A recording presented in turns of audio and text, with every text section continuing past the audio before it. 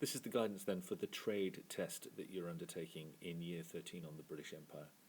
So can you make your amendments as we go through and add in green pen and consequently score as you go through, so I can then second mark it and give you the final score at the end.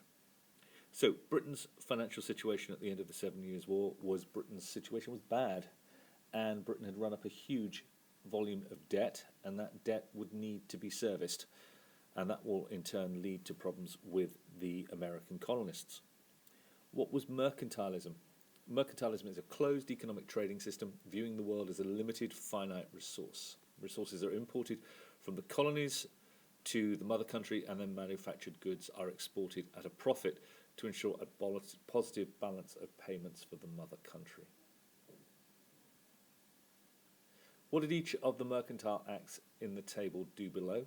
So the Corn Laws, they kept the price of imported grain higher than domestically grown corn, which would be of great benefit to the land-owning aristocrats. This therefore would have been deeply resented by the middle and working classes who paid more for their food. As a consequence, the Navigation Acts was the foundation of the mercantile system, the first mercantile laws to be enacted and the last to be repealed, and these required all goods arriving and departing British ports to be carried on British ships, and this was designed to keep the British mercantile system a closed bubble from other countries and to stimulate the British merchant navy.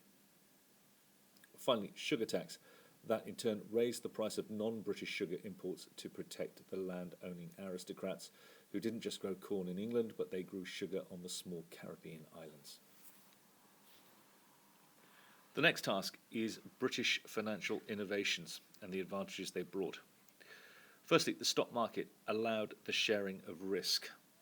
You would only buy part of a company rather than the whole of a company.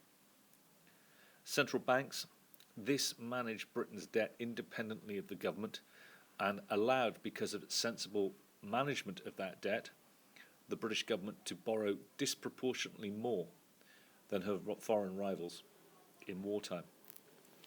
The insurance market additionally shared risk. You could protect yourself against losses.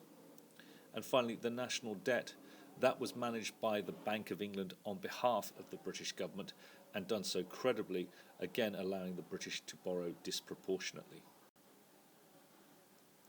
Adam Smith's book was The Wealth of Nations, and when he refers to the invisible hand, he is effectively referring to what we would call today market forces. The table below I will mark. Salutary neglect. This was essentially the leaving of the 13 colonies of North America alone before the 7 Years' War. It was benign, friendly, leaving people alone. Salutary neglect. Why did Britain's enforcement of the mercantile rules after 1763 lead to differences with the 13 colonies? In the absence of Britain enforcing the mercantile laws, which she found very hard due to the war going on and obviously distance, Americans had independently developed free trade practices. The British would call it smuggling during the period of salutary neglect, and they didn't want to be regulated by a distant government and pay taxes to that government without representation in their parliament. How was slavery integral to the mercantile system? How did it fit in? Slavery was part of the triangular trade, which produced sugar, tobacco, coffee, etc. It brought in huge amounts of revenue to the British government. What reasons did each group give for supporting the slave trade? Well, bankers, it was profit. The gentry and the aristocrats, well, they were the landowners who owned the sugar plantations, therefore having a vested interest in the slave productions. Government, slavery raised tax revenues, and members were also likely to be both aristocratic landowners and bankers. And the Royal Navy had a vested interest in the slave trade because they believed it kept the sailors trained and seaworthy during peacetime. What reasons then could be said to contribute to the abolition of slavery? You'll need 4 of these, but you may want to write the whole series down. The first one is the moral argument, the Clapham House sect, and the religious reawakening, the Great Awakening of the late 18th and early 19th century, led by the Clapham House sect, the work of William Wilberforce. The middle class pressure. again linked to the moral argument, the religious argument. They had no vested interest in slavery.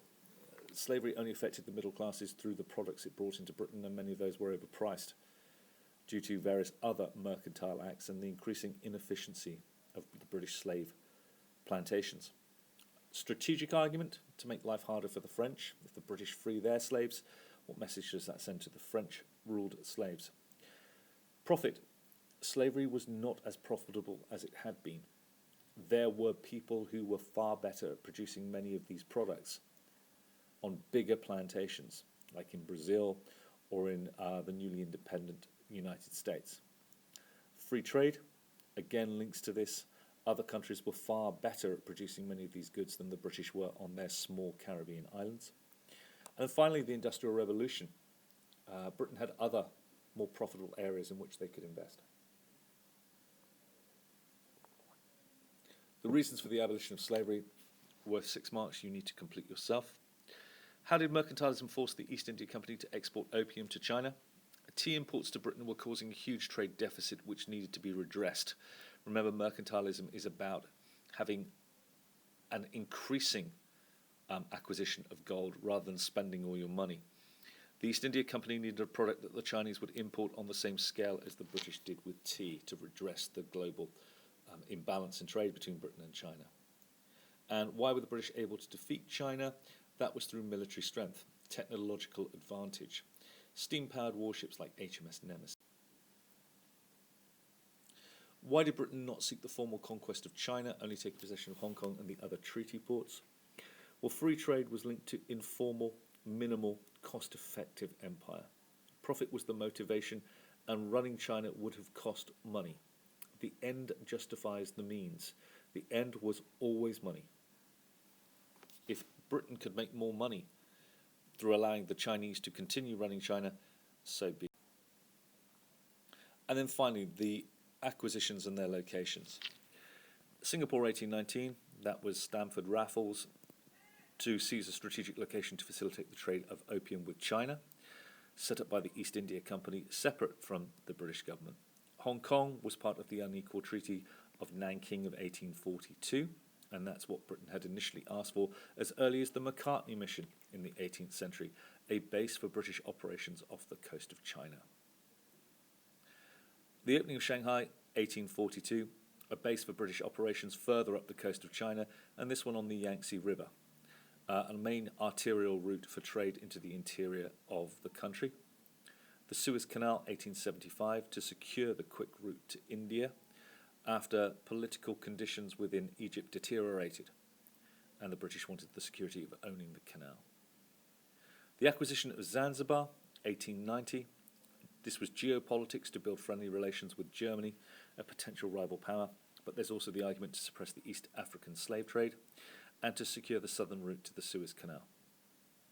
And then finally, the release of Beihai Bay in 1898 to check Russian strength in China and the Far East. And you'll note that the last three, Suez, Zanzibar and Beihai Bay, they all represent a sea change in the British experience of imperial rule and geopolitics. From 1875 onwards, Britain is reacting to rivalry. Her supremacy is being challenged. And then finally, we have the locations of all of these acquisitions. Singapore, at the base of the Malacca Straits on the Malay Peninsula down here. We then have Hong Kong, further up the coast of China. Shanghai, further around the coast again. The Suez Canal on the Sinai Peninsula, linking the Mediterranean to the Red Sea. Zanzibar, off the east coast of Africa, and Beihai Bay, adjacent to the Korean Peninsula.